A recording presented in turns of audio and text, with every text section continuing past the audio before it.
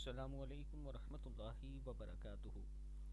حضور اکرم صلی اللہ علیہ وآلہ وسلم نے فرمایا، جو بھی مسلمان صبح 3 بار یہ کلمات کہے تو یقیناً اللہ تعالیٰ قیامت کے دن اس کو خوش فرما دے گا۔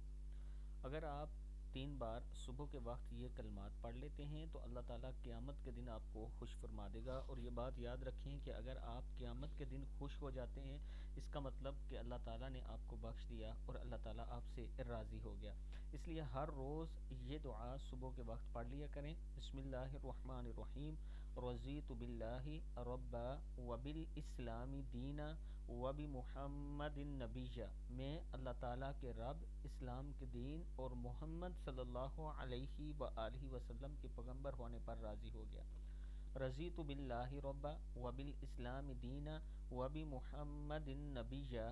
میں اللہ تعالیٰ کے رب، اسلام کے دین اور محمد صلی اللہ علیہ وآلہ وسلم کے پیغمبر ہونے پر راضی ہو گیا۔ صدق اللہ العظیم۔